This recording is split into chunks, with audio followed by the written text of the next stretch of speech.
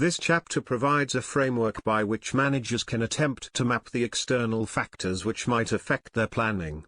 Many authors recognize these factors to be political, economic, social and technological, PST. It is suggested here that this framework is too narrow and if followed slavishly may lead to important factors being overlooked, such as environmental factors, for example, issues relating to climate change.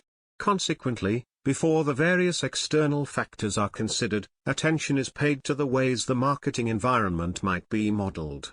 Objectives. By the end of this chapter, you should be able to suggest an appropriate model of the environment for a particular organization. Analyze how the component forces influence marketing planning and decision-making in an organization.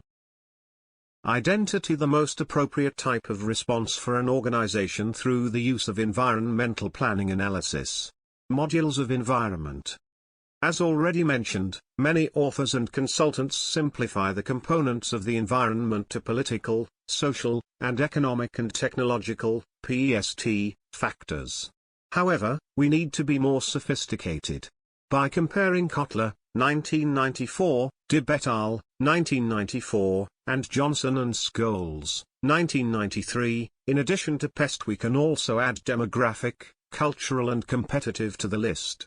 By drawing on all the above sources, the marketing environment can be defined as comprising political, interest groups, legal, economic, social and cultural, demographic, technological, competitive and physical.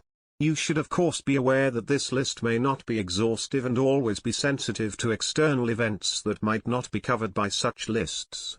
You should be prepared to create and amend your own lists as the environment is constantly changing and new issues keep emerging which have implications on marketing, travel and tourism. Forecasting the environment.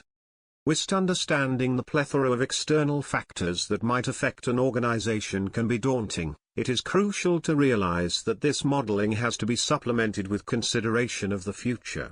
Whether pondering on long-term, strategic future of an organization or the next year's operational plan, the planner needs to consider how the environment might be in the future. This future orientation requires forecasting. Planners should be cautious about the certainty with which they, or others, predict the future. A much more appropriate approach is that of scenario generation. Here the planner considers what might happen if certain situations were to occur, for example, a strong shilling versus a weak shilling. This can be coupled with other possibilities, for example an increase in tourism-oriented terrorism versus a decrease. These two factors can be combined to produce 4 different scenarios. Clearly, consideration of more events makes scenario writing a complex activity.